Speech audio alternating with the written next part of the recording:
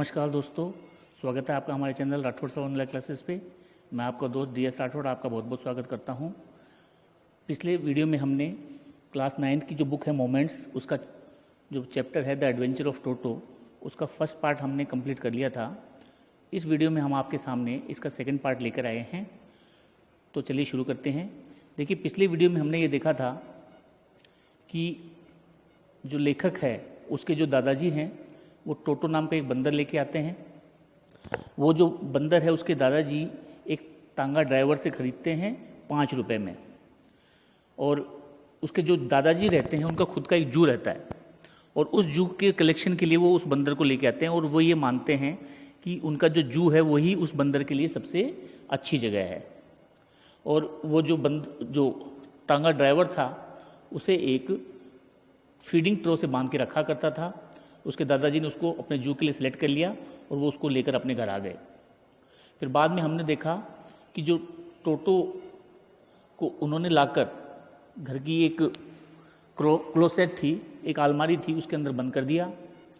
और उस बंदर ने क्या किया कि उस अलमारी के अंदर का जो वॉलपेपर था पूरा उसने उखाड़ दिया, और साथ ही साथ जो लेखक का एक स्कूल का जो कोट था उसे भी फाड़ दिया, और उसकी जो पैग थी उसे भी उखाड़ दी। तो यहीं पर हमारा जो लेसन वो समाप्त हो गया था। अब हम देखते हैं कि आगे जो टोटो है वो क्या क्या एडवेंचर करता है और उसका टोटो के साथ क्या होता है। तो चलिए शुरू करते हैं। आई wandered what grand mother would say, but grand mother didn't worry. मुझे बड़ा आश्चर्य था। देखिए, पिछले चैप्टर में हमने देखा था कि लेखक का जो कोट है वो टोटो ने फाड़ दिया। तब लेखक को बड़ा डर लग रहा था कि अब दादी माँ क्या कहेगी, लेकिन दादाजी इस बात को लेकर बिल्कुल भी चिंतित नहीं थे। He seemed pleased with Toto's performance, और टोटो की जो परफॉर्मेंस थी उससे वो काफ़ी खुश नज़र आ रहे थे। उन्हें ऐसा लग रहा था, उन्हें मतलब उसके दादाजी को उसकी शैतानियों को देख के बड़ा मज़ा आ रहा था। तो दादाजी बोलते हैं, he is clever said grandfather. तो उसके दादाजी बोले कि ये तो बहुत ही चालाक बंदर है। उसके दादाजी ने कहा, Given time, I am sure he could have tied the torn pieces of your blazer into a rope and made his escape from the window. तो उसके दादाजी कहते हैं कि अगर इस बंदर को टाइम दिया गया होता, given time, I am sure, तो मुझे ये पूरा विश्वास है कि he could have tied the torn pieces of your blazer into a rope. तो ये क्या करता बंदर, अगर इसको पास थोड़ा और समय होता तो ये ब्लेजर के टुकड़ों को आपस में बांध कर और इसकी रस्सी बनाकर ये खिड़की से बाहर चला जाता। His presence is in the house still a secret. यानी कि लेखक की जो दादी जी थी उनको अभी तक पता नहीं चला था। मतलब घर में से 2 ही व्यक्ति उसकी प्रेजेंस को जानते थे, एक तो उसके दादाजी और एक खुद राइटर। तो his presence is in the house still a secret. Toto was now transferred to a big cage in the servants quarter. अब टोटो का जो ट्रांसफर, टोटो उन्होंने देख लिया, अभी टोटो को अलमारी में रखना पॉसिबल नहीं है, तो उन्होंने क्या किया कि टोटो का जो ट्रांसफ़र कर दिया एक बड़े से पिंजरे में, इन द सर्वेंट क्वार्टर्स, नौकरों के क्वार्टर में, where a number of grandfather's pet lived very sociably together. जहाँ पे उसके दादाजी के जो पैट थे, एक काफ़ी संख्या में पैट उस क्वार्टर में रहा करते थे। और सोशेबली टुगेदर का मतलब होता है कि सामाजिक रूप से एक साथ रहते थे। This is called sociably together. A tortoise. अब देखिए कौन कौन से जानवर थे उस सर्वेंट क्वार्टर में। एक तो था a tortoise, a pair of rabbits, a tame domestic squirrel, and for a while my pet goat. तो लेखक इसमें ये बता रहा है कि सर्वेंट क्वार्टर में एक तो कछुआ है और एक रैबिट का एक पेयर था। ए टेम का मतलब डोमेस्टिक, स्क्विरल यानी गिलहरी, एंड फॉर ए वाइल, और कुछ समय के लिए, माई पैट गॉट, मेरी जो पालतू बकरी थी वो भी उसी सर्वेंट क्वार्टर में रहा करती थी। But the monkey wouldn't allow any of his companion to sleep at night.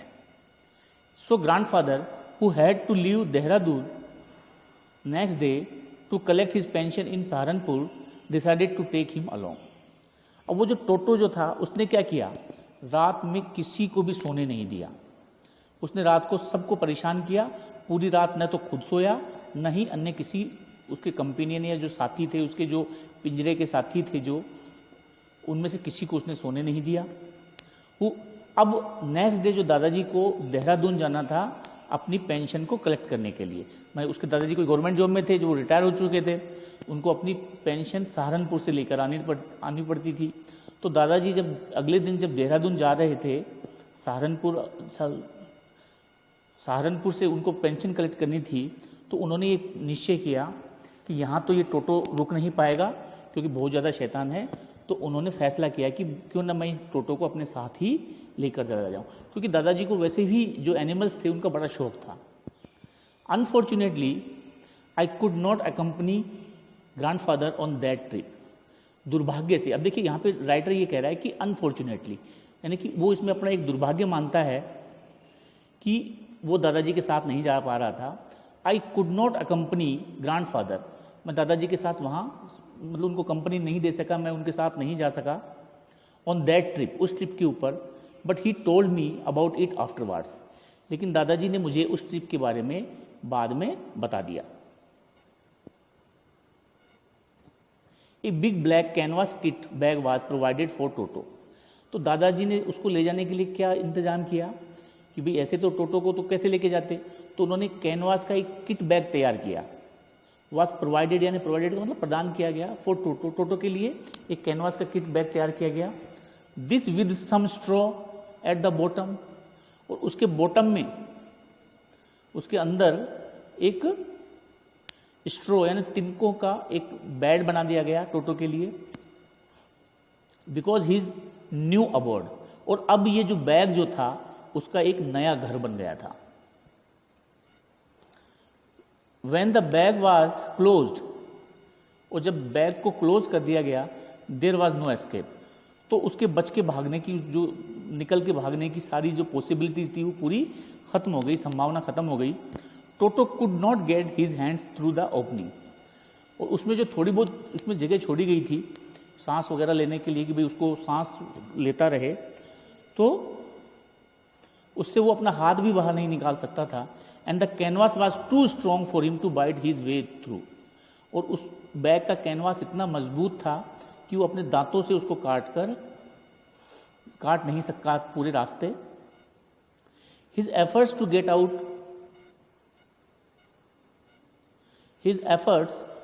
Out only had the effects of making the bag roll about on the floor और occasionally jump into the air and exhibition. अब देखिए, अब टोटो तो टोटो ही था, आपको पता है बहुत शैतान था, तो हालांकि उसने निकलने का प्रयास तो खूब किया, उसने काफ़ी प्रयास किए निकलने के, लेकिन वो उससे निकल नहीं पाया।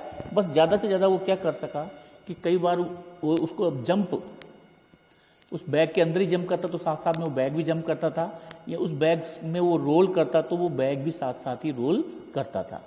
इससे क्या होता था कि स्टेशन के ऊपर जो भीड़ थी, an exhibition that attracted a curious crowd of onlookers on the Dehradun railway platform. इससे क्या हुआ कि जब उसके दादाजी देहरादून के रेलवे प्लेटफॉर्म पे उसको रखा, तो उसने जैसे ही जंप लगाई या जैसे उसने रोल किया, तो वहाँ देखने वालों की भीड़ जुट गई कि यार ये बैग में ऐसा क्या लेके जा रहे हैं कि ये बैग अपने आप ही रोल हो रहा है या अपने आप ही उछल रहा है। Toto remain in the bag as far as Saharanpur, और जब तक सहारनपुर नहीं आ गया तब तक टोटो बैग में ही रहा। But while grandfather was producing his ticket at the railway turnstile, और जैसे देखिए टर्नस्टाइल एक ऐसा गेट होता है, ये जो आपको मैं पिक्चर में दिखा रहा हूँ, जिसमें गेट से बाहर निकलने के लिए अपने आप ही इसमें स्टैंड गिर जाता है, और जैसे कोई दूसरा व्यक्ति घुसता है तो उसका बटन दबाता है तो वो स्टैंड ओपन हो जाता है। ये शायद आपने मेट्रो स्टेशन वगैरह पे या एयरपोर्ट पे आपने ये देखे होंगे, इस प्रकार के स्टैंड को टर्नस्टाइल बोलते हैं। तो जैसे ही वो सहारनपुर के टर्नस्टाइल पे पहुंचे, Toto suddenly poked his head out of the bag, तो टोटो ने अचानक अपना जो हाथ है उस बैग से बाहर निकालने में वो सफल हो गया। And gave the ticket collector a wide green, और उसने टिकट कलेक्टर को एक जोरदार मुस्कुराहट, ग्रीन का मतलब स्माइल दी। जानवरों की जो स्माइल होती है उसे ग्रीन कहा जाता है। The poor man was taken aback, shocked but with great presence of mind, and much to grandfather's annoyance, he said, "Sir, you have a dog with you, you have to pay for it accordingly." तो उसके बाद वो उससे कहता है कि अब जैसे ही वो अपना हाथ बाहर निकालता है और उसको टीटी को स्माइल देता है तो टीटी एकदम से शॉक हो जाता है, बिल्कुल वो चौंक जाता है। तो फिर वो दादाजी से ये कहता है कि सर, उसकी बात सुनकर दादाजी चिढ़ जाते हैं। वो दादाजी से कहता है कि आप अपने साथ एक पालतू कुत्ते को लेकर जा रहे हैं। तो जैसे ही उसके दादाजी ये सुनते हैं कि भाई कुत्ते को लेकर जा रहे हैं तो दादाजी थोड़ा नाराज हो जाते हैं, अनॉयड हो जाते हैं। In vain did grandfather take Toto out of the bag. In vain did he try to prove that monkey did not qualify as a dog or even as a quadruped. अब उसके दादाजी उस bag में से बंदर को निकालते हैं, टीटी को दिखाते हैं और ये साबित करने की कोशिश करते हैं कि इसके 4 पैर नहीं हैं, और वो ये भी साबित करने की कोशिश करते हैं कि जिस डॉग की कैटेगरी आप मान रहे हो कि भाई ये 4 पैर वाला जानवर है, तो ये 4 पैर वाला जानवर नहीं है। क्योंकि देखिए रेलवे का ये नियम है कि अगर आप अपने साथ 4 पैर के किसी जानवर को लेकर आते हो तो आपको डबल टिकट देना पड़ता है, और 2 पैर का अगर होता है तो उसके लिए आपको सिंगल टिकट देना होता है। तो अब टीटी उसको डबल टिकट देने के लिए कहता है दादाजी को, दादाजी उससे चिढ़ जाते हैं। वो ये साबित करने की कोशिश करते हैं कि इसके 4 पैर नहीं हैं, लेकिन उनकी ये सारी जो मेहनत है वो बेकार जाती है। टीटी उनकी बात को मानने से इनकार कर देता है। टोटो was classified a dog by the ticket collector, लेकिन टिकट कलेक्टर ने टोटो को एक डॉग की कैटेगरी में ही रखा। And the 3 rupees was the sum handed over as his fare, और उसके किराए के रूप में दादाजी से 3 रुपये वसूले गए। अब देखिए 5 रुपये में तो टोटो को खरीदा ही था, लेकिन यहाँ पे उसके किराए के 3 रुपये लग गए। Then grandfather, just to get his own back, took from his pocket our pet tortoise. अब दादाजी चिढ़ तो गए ही थे, तो उन्होंने क्या किया, अपनी जेब से कछुए को निकाला। एक छोटा सा कछुआ था और उसे बाहर निकाला और कहा and said, what must I pay for this since you charge for all animals. तो अब आप ये बताइए इस कछुए के मैं आपको कितने रुपए दूं, जब आप जानवरों का सारा किराया ले ही रहे हैं, तो आप बताइए मुझे इस कछुए के लिए कितना देना चाहिए। The ticket collector looked closely at the tortoise. अब टिकट कलेक्टर ने क्या किया, टोर्टोइस को बड़े ध्यान से देखा, prodded it with his 4 finger, अपनी जो बड़ी उंगली थी उससे उसको थोड़ा पोक किया, उसको थोड़ा छेड़ा। Gave grandfather a pleased and triumphant look, और दादाजी की तरफ एक खुश होते हुए और एक विजेता की स्माइल उसने दी, कि विजेता की तरह देखा। एंड सैड, और बोले, no charge, it is not a dog. नहीं, इसका कोई चार्ज नहीं लगेगा क्योंकि ये एक डॉग नहीं है। जबकि उन्होंने टोटो को जो है एक डॉग की श्रेणी में रखा था। When Toto was finally accepted by grandmother, he was given a comfortable home in the stable. और जब दादी जी ने, जो लेखक या नरेटर की जो दादी जी जो थी, जब उसने टोटो को स्वीकार कर लिया तो उसको घर के अंदर ही एक comfortable home in the stable, अस्तबल, घर के अस्तबल में उसको एक कंफर्टेबल होम प्रोवाइड किया गया, मतलब अच्छी रहने की अच्छी जगह प्रोवाइड की गई। Where he has for a companion the family donkey Nana. वहाँ पे एक उनकी फीमेल डोंकी थी नाना, उसके साथ टोटो को रखा गया। On Toto's first night in the stable, grandfather paid him a visit to see if he was comfortable. अब दादाजी को टोटो की बड़ी चिंता रहती थी, तो जैसे ही रात हुई तो दादाजी को टोटो की चिंता हुई कि पता नहीं वो कंफर्टेबल है या नहीं है। तो उसको देखने के लिए वो अस्तबल में गए, स्टेबल में गए, ये देखने के लिए कि कहीं टोटो को कोई परेशानी तो नहीं है। लेकिन आपको पता है टोटो तो परेशानी देने वाला था, परेशानी उसको तो हो ही नहीं सकती थी ना। To his purpose he found Nana without apparent cause pulling at her halter and trying to keep her head as far as possible from a bundle of hay.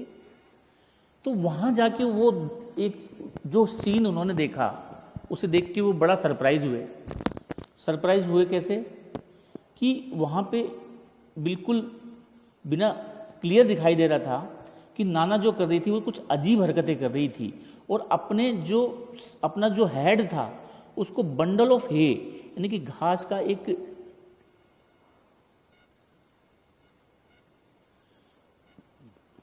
Bundle of हे, घास का एक ढेर था, उस ढेर से अपने को दूर करने की कोशिश कर रही थी। अब देखिए यहाँ पे दो तीन जो हार्ड वर्ड्स आए हैं वो देख लीजिए। एक तो है अपरेंट, अपरेंट का मतलब क्लियर या विजिबल, और क्लियर स्पष्ट, विजिबल यानी जो दिखाई दे। हाल्टर, हाल्टर यानी कि घोड़ों को बांधने के लिए जो जीन होती है,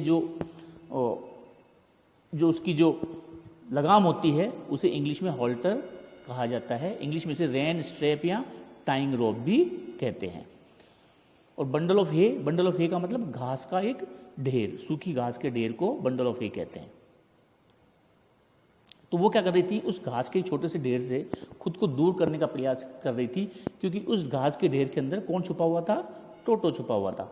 ग्रैंडफादर गेव नाना ए स्लैप अक्रॉस हर हांचेस। अब उसको ऐसी अजीब हरकतें देखकर दादाजी ने नाना की पीठ के ऊपर एक थप्पी मारी, एक स्लैप दिया, एक उस हॉन्चेस का मतलब उसकी बैक के ऊपर, उसकी पीठ के ऊपर एक स्लैप दिया। And she jacked back dragging toto with her. और फिर वो एकदम से, जैसे उन्होंने उसको थप्पी मारी, वो पीछे हटी और उसने अपने आप को पीछे खींचा, और साथ साथ में कौन खींचता आ गया, टोटो खींचता हुआ आ गया। ही हैड फास्टेंड, उसने क्या किया था, उखाड़ दिया था। He has fastened on to her long ear with sharp teeth. उसने क्या किया था कि उसके कान के टुकड़ा उसने खा लिया था, उसके कान को खा लिया था। He had fastened clipped on her long ears with his sharp little teeth. Toto and Nana never become friends. मतलब उसके कान को काट खाया था। टोटो ने क्या किया, अपने तीखे दांतों से उसके कान को काट दिया था, थोड़ा सा काट के अलग कर दिया था। और इस प्रकार नाना जो एक शी डोंकी थी और टोटो, वो कभी दोस्त नहीं बन पाए। A great treat for Toto during cold winter evenings was the large bowl of warm water given him by grandmother for his bath. अब टोटो के लिए जो सबसे बड़ी ट्रीट क्या होती थी, टोटो के लिए सबसे बड़ी ट्रीट ये होती थी कि सर्दी के समय उसको एक बाउल भर के गर्मा गर्म पानी दे दिया जाता था और वो उसके अंदर नहाता था। तो इसके लिए, क्योंकि देखिए मसूरी एक ठंडा प्लेस है और वहाँ पे क्या है, मोस्टली टाइम ठंडा प्रदेश ही होता है, बर्फबारी भी वहाँ पे होती है, तो उसको टोटो के लिए एक ट्रीट बन जाती थी। उसको बहुत अच्छा लगता था जब कोल्ड विंटर के अंदर उसको एक गर्मा गर्म बाउल पानी का या एक पतीले में पानी भर के उसको दे दिया जाता था, जिसके अंदर वो नहाया करता था। He would cunningly test the temperature with his hand. अब वो क्या करता था, he would cunningly test the temperature with his hand. तो अपने हाथ की उंगलियां उस पानी में डालकर उसका टेम्परेचर चेक करता था। आपने देखा होगा ना छोटे बच्चों को, या जैसे हम भी कभी गर्म पानी से नहाते हैं तो सबसे पहले तो उसके अंदर क्या करते हैं, अपनी उंगलियां डाल के देखते हैं कहीं ज़्यादा गर्म तो नहीं है।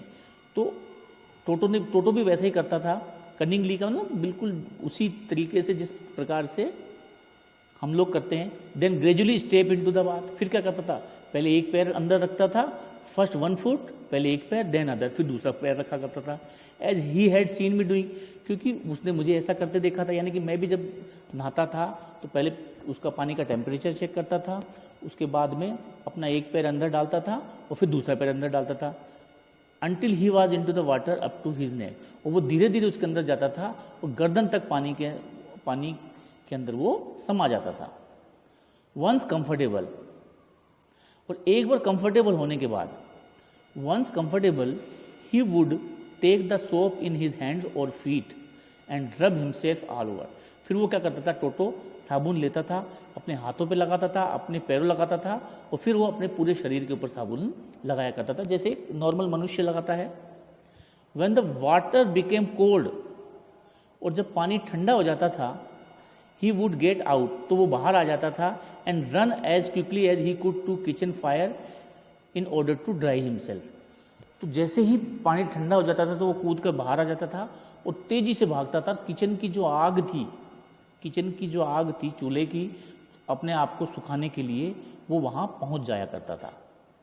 If anyone laughed at him, और कभी कोई अगर उसके ऊपर हंसता था ड्यूरिंग दिस परफॉर्मेंस, अपने उसकी इस परफॉर्मेंस के दौरान अगर कोई उसके ऊपर हंसता था तो वो नाराज हो जाता था। टोटो फीलिंग्स वुड बी हर्ट, इससे क्या होता था, टोटो की जो फीलिंग्स थी वो हर्ट हो जाती थी, उसमें मतलब वो पीड़ित हो जाता था। And he would refuse to go on with his bath, और फिर वो नहाने से मना कर दिया करता था। वन डे, एक दिन, Toto nearly succeeded in boiling himself alive. एक दिन टोटो लगभग अपने आप को उबालने में सफल हो ही जाता। तो इसी के साथ ये हमारा सेकंड पार्ट खत्म होता है। नेक्स्ट पार्ट में हम ये देखेंगे कि क्या टोटो वास्तव में उबल जाता है, जिंदा रह पाता है या नहीं। बाकी ठीक है, इसके बाद तो जब तक कि ये खुश रहिए, मस्त रहिए और पढ़ते रहिए। जय हिंद, जय भारत, वंदे मातरम।